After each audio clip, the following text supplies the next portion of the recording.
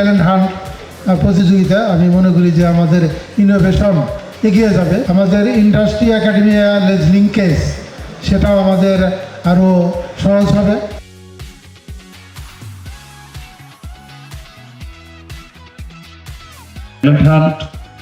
Talent তো বটেই, এখন পৃথিবীর যুগের এখন ট্যালেন্টের এই কম্পিটিশন, আমাদের সবাই আমরা কম বেশি জানি যে দৈনন্দিন জীবনের কাজগুলো সেগুলো কিন্তু অটোমেশনের মাধ্যমে মানুষের উপর নির্ভরশীলতা কমে যাবে। সেখানে ট্যালেন্ট তথা আমাদের যে ক্রিয়েটিভিটি বা সামথিং নিউ বা আউট অফ দ্য বক্স, এই জায়গাগুলো বেশি প্রয়োজন হয়ে পড়ছে এবং সামনে একটু বেশি হবে। তো সেই জন্য এই একটা উদ্যোগ, সবাই আমরা ট্যালেন্ট না হলে তো বুটেক্সে কেউ চান্স পায় না। তারপরেও এখান থেকে তারা একটা আধুনিক প্রক্রিয়ার মাধ্যমে ট্যালেন্ট হান্ট করে তাদেরকে ইউটিলাইজ করা এবং সামনের জন্য তৈরি করা, এটাকে আমি সাধুবাদ জানাই।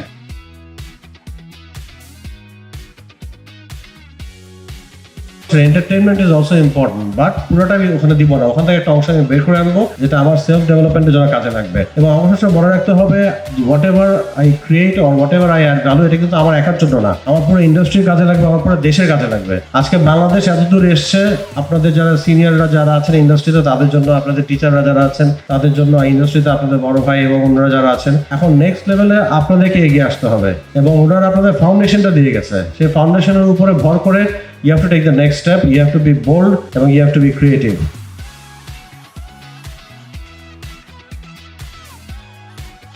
আমরা এই ইনোভেশন নিয়ে কাজ করি কারণ আমাদের বাইরের চাহিদা অনুযায়ী কাজ করতে হয়।